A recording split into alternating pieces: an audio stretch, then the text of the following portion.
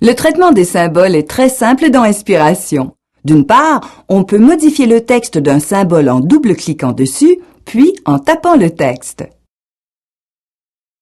D'autre part, il existe 4 façons différentes d'ajouter des symboles. La première consiste à utiliser le bouton Créer de la barre de boutons.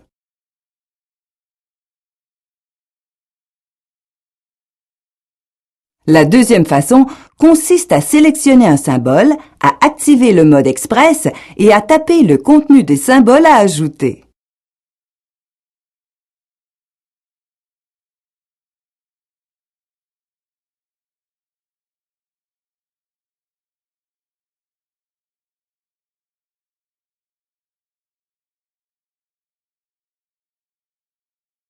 Le mode Express a créé un symbole à chaque fois que la touche Retour de chariot a été utilisée.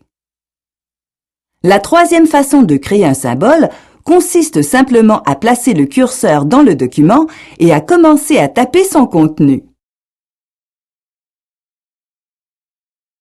La quatrième façon d'ajouter un symbole consiste à le sélectionner dans la bibliothèque et à le glisser dans le document.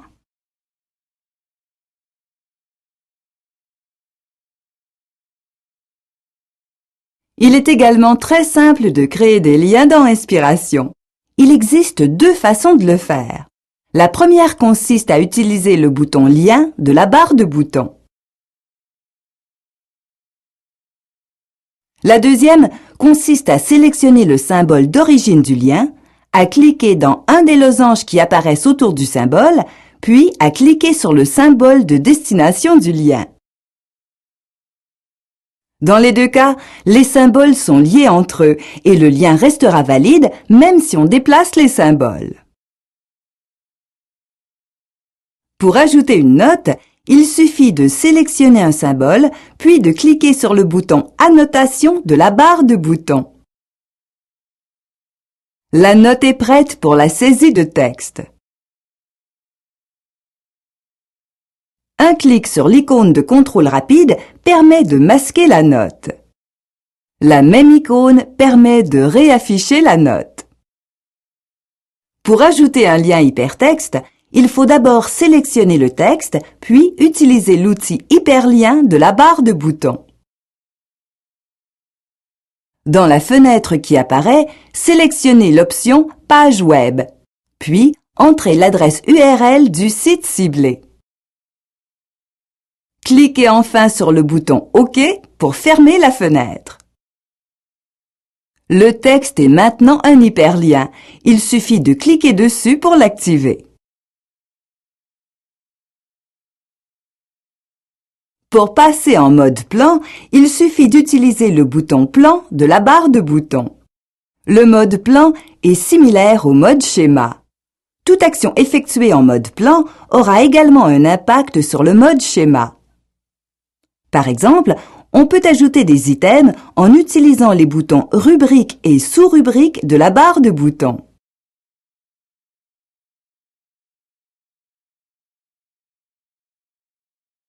Il est également possible d'ajouter des annotations. Il suffit de procéder comme dans le mode schéma en sélectionnant une rubrique, puis en utilisant le bouton Annotation de la barre de boutons. Pour changer la hiérarchie des rubriques dans le plan, sélectionnez une rubrique, puis utilisez les boutons gauche et droite de la barre de boutons. Pour déplacer une rubrique, sélectionnez-la, puis glissez-la à la position souhaitée. D'autres options sont disponibles dans le mode plan. Premièrement, il est possible d'afficher une liste de vérification à partir du menu Outils. Une fois la liste de vérification activée, il suffit de cliquer dans une boîte pour afficher un crochet. Il est également possible de configurer les préfixes utilisés dans la hiérarchie du plan avec un bouton de la barre de mise en forme.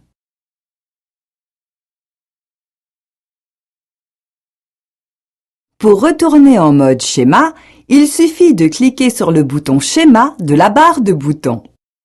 Plusieurs outils sont disponibles pour améliorer l'apparence du schéma. Par exemple, on peut aligner ensemble plusieurs symboles.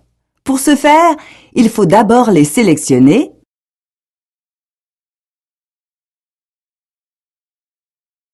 puis utiliser le menu Effets.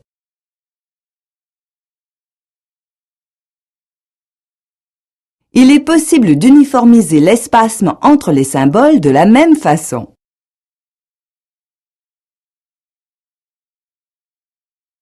Il est finalement possible d'organiser l'ensemble du schéma de façon automatique.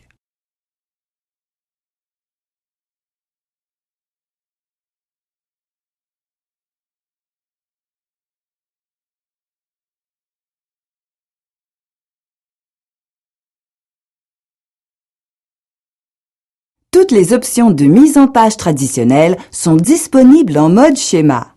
Par exemple, on peut changer la forme d'un symbole. On peut également en changer la couleur,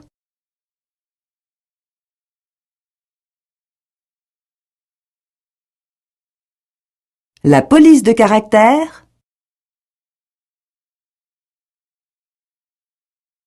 la taille et finalement les attributs.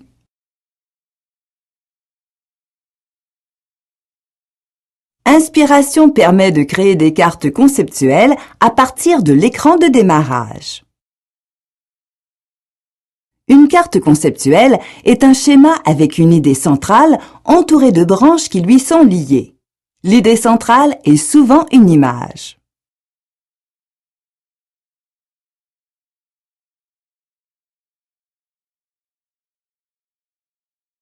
La carte conceptuelle contient différentes idées et les idées les plus importantes sont placées près de l'idée centrale.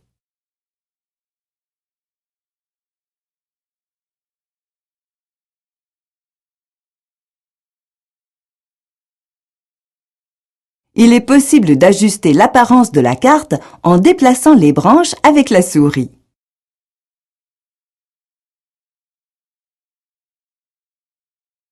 Il est possible d'ajouter des branches avec le bouton sous-rubrique de la barre de boutons.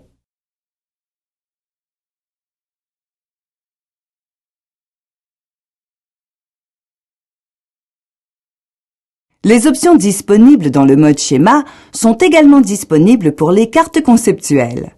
On peut ajouter des hyperliens, des annotations,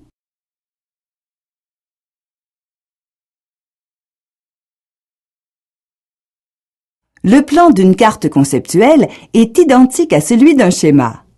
Pour retourner à la carte conceptuelle, il faut cliquer sur le bouton Carte de la barre de boutons.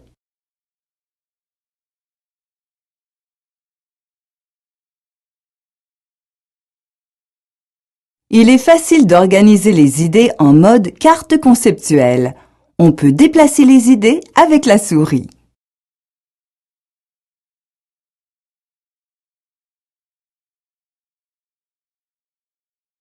On peut aussi lier les idées entre elles avec l'outil Connecter de la barre de boutons.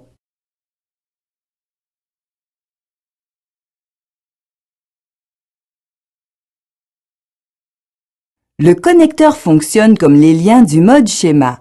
Ainsi, on peut y inscrire un texte. Il suffit de sélectionner le connecteur, puis de taper le texte.